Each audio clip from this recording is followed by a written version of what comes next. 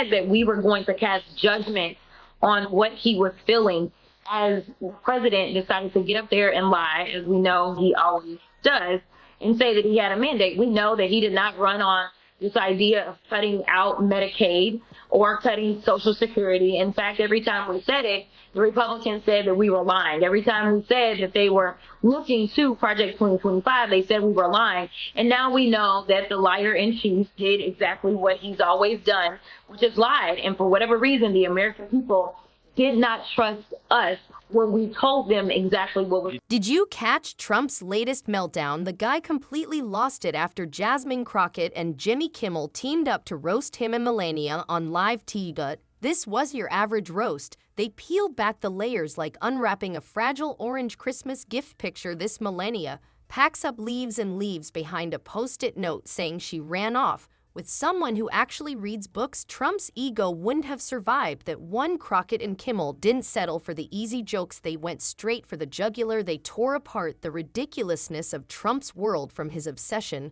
with crowd sizes to his bizarre late-night Twitter rants. Like a man who's just discovered coffee, Kimmel, the king of shade, quipped that Trump's presidency was like a reality show nobody asked for. The loud, brash guy constantly embarrassing himself, and Melania's the wife who looks like she's mentally planning her escape every time she's on camera. Meanwhile, Crockett brought the heat with sharp wit and zero tolerance for nonsense.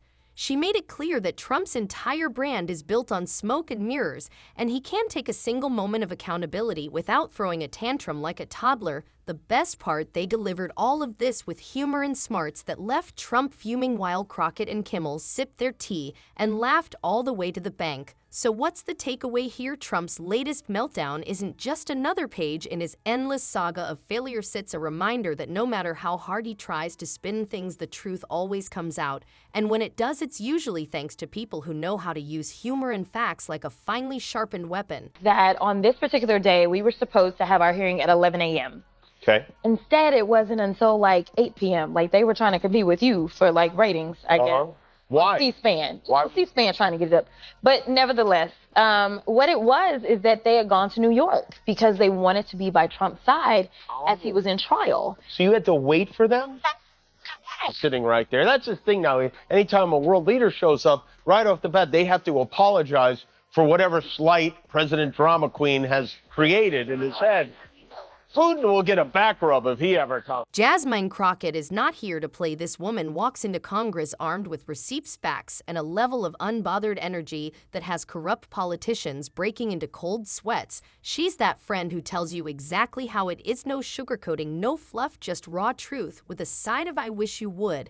And now she's turned that laser focus on Donald Trump, which means someone's about to have a very, very bad day. Crockett doesn't just call people out, she obliterates them with the precision of a surgeon. There's no room for spin or deflection. It's like watching open-heart surgery on Trump's ego, with her words as the scalpel, her style a potent mix of wit, intelligence, and sheer audacity. She doesn't just point out Trump's failures, she amplifies them, flipping his own words and actions back on him with a flair that makes you want to stand up and cheer. And the best part, she does all of this with a calm that's almost eerie. While Trump's busy ragged-weeding in all caps, Crockett is sipping tea, dropping truth bombs like it's just another Tuesday. So here's the takeaway: when Jasmine Crockett sets her sights on you, it's not just a bad day, it's a wake-up call. And for Trump, that wake-up call is way overdue. We're gonna beat your face, we're gonna beat your asses, and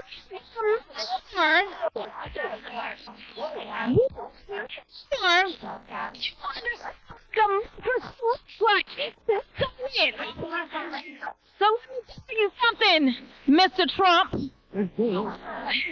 You gonna learn a few lessons from us. And I'll be the first one. You and your little friend off of Twitter. Y'all about to find out, all right? Come on. We've seen it all: fast food banquets for college athletes, sharp-edited hurricane maps, rambling speeches that somehow pass for presidential addresses, and now Trump's teaming up in spirit with Jasmine Crockett to serve up a full-course meal of public humiliation. Kimmel's humor hits you in waves. First you laugh, Because it's funny, then you laugh. Because it's true, finally you laugh. Because you realize it's actually happening. It's like watching a train wreck, except the train is made of tweets and the wreck is Trump's credibility. Together, Crockett and Kimmel form a dynamic duo of truth and comedy. Crockett brings the receipts, the facts, and the unbothered energy, while Kimmel delivers the punchlines with the precision of a stand-up comic who knows his audience is already on his side. And the best part, they're not just making fun of Trump, they're holding him accountable. Every joke, every jab, every sarcastic comment is a reminder that this man was once the most powerful person in the world, yet he somehow managed to make a mockery of himself at every turn. Like, yeah, I agree that there are problems in our communities, but usually it's some white supremacists on the other side, and he is yet to call them out.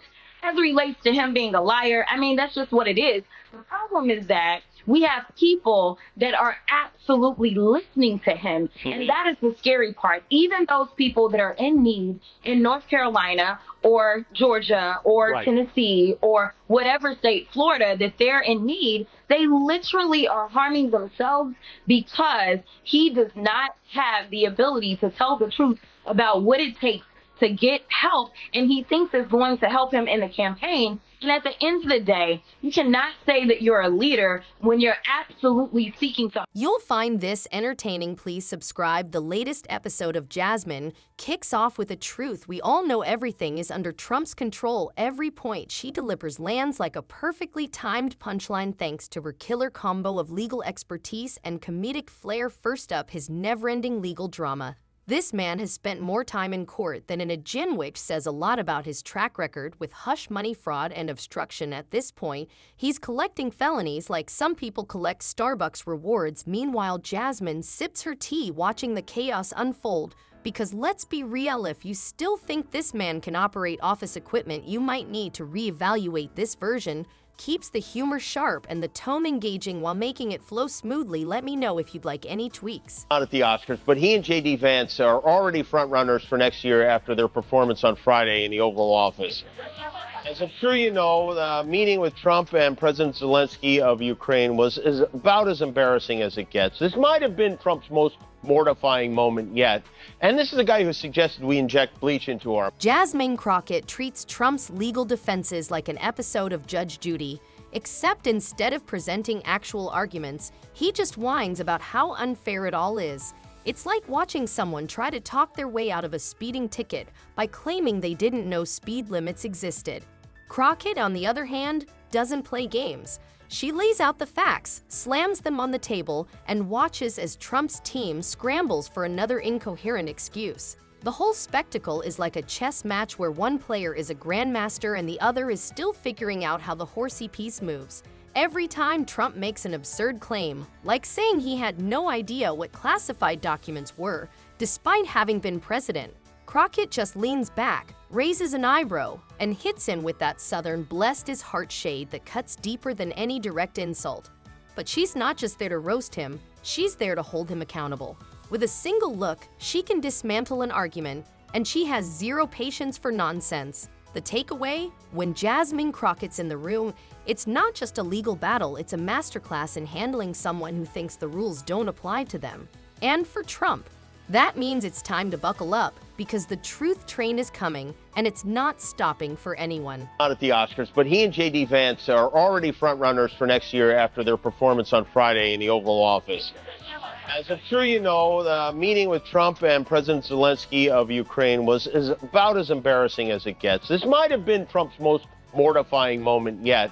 And this is a guy who suggested we inject bleach into our... Jasmine Crockett runs down Trump's charges like she's reading the dumbest rap sheet in history: fraud in New York, check election interference in Georgia, obviously classified documents stashed between golf shirts. Classic. It's like watching someone explain why they thought robbing a bank while wearing a name tag was a solid plan. Every new indictment gets the same reaction from Crockett, a knowing nod as she updates the tally like a bartender counting drinks for that one customer who swore they'd stop at one, but is now 3 felonies deep and slurring conspiracy theories into their beer. That's your third this month, sir. Maybe time to call it a night. She doesn't just list the charges, she narrates them with the energy of a true crime podcast host covering the world's most depressing episode. And here we have the classified documents case. where Trump thought storing nuclear secrets next to MAGA hats and old Diet Coke cans was a reasonable life choice. Bold strategy, sir. Let's see how it plays out. The best part, she delivers it all with the unshakable calm of someone who's seen this circus before, because, let's be honest, at this point, she definitely has. Thought that it was okay to just tell the truth. Instead, we're pushing conspiracy theories, and some of them are killing people. It's the same thing that we have coming out of Doge. It's the reason that people are dying. It's the reason that farmers are losing their farms, because we continue to peddle conspiracy theories. It is time for us to say, Mr. President, guess what? Russia invaded Ukraine. Can we at least agree on that one? It's matter. Literally, potentially putting us into an international crisis. We may be heading towards the next world war because we have a president that wants to pal around with Putin and wants to do everything to make him feel good, including lying about who invaded who. He wanted to talk about his clothes. Now, maybe this is because Trump never wanted to go serve his country. Right now, the only service that he's giving to us is driving our country apart. But I'm sorry, when you're not worried about your outfit, that is what we call a privilege, number one. Number two, say, oh, what can you afford? Well, if he was walking around in the fanciest, I'm sure that they would accuse him of taking our dollars and spending it on his wardrobe and being more concerned about that. Listen, it's a no-win situation when you're walking in with someone who has decided that he is going to align himself with a dictator. She fact-checks Trump's latest claims in real time, and it's savage when he insists he had the biggest economy. Jasmine casually drops stats showing Obama's actual GDP growth, like she's flipping through a scrapbook of better times. Remember this good times? He says he saved healthcare, and she pulls out reports proving he tried to gut the Affordable Care Act at every turn, like a magician revealing the trick, except the trick is Trump's lies and Jasmine's the magician with a PowerPoint. He calls himself the most persecuted politician in history, and she calmly reminds everyone that real leaders get assassinated while Trump's over here whining about being held accountable for his own actions. It's like watching someone complain about a paper cut while standing next to someone with a broken leg. The best part, she does it all with a level of unbothered energy that makes you think she's seen it all before. And let's be honest, she probably has conspiracy theories. Oh, she's on top of those too. His name, he's riveted to it. No, and he's relying on the people that absolutely pulled it together. Yeah, exactly. Yeah. So here's the deal. I mean, I think that there are those that just said, I want to do something different.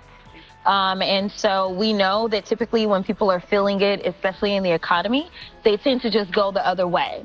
The problem is that this wasn't the guy to fix anything. This is the guy that is the king of breaking things. Jimmy Kimmel is on a mission to remind everyone that Trump's entire persona is built on delusion. He pulls up clip after clip of Trump insisting he won an election he lost by a landslide. It's like watching someone argue the sky is green while standing under a perfectly clear blue one. Kimmel placed footage of Trump struggling to read from teleprompters, tripping over simple words that a fifth grader could handle. It's like watching someone try to assemble IKEA furniture without the instructions, except the furniture is a sentence and the instructions are basic grammar. And let's not forget Trump's most impressive talent, dodging responsibility for everything. Kimmel highlights how Trump can turn any situation into someone else's fault.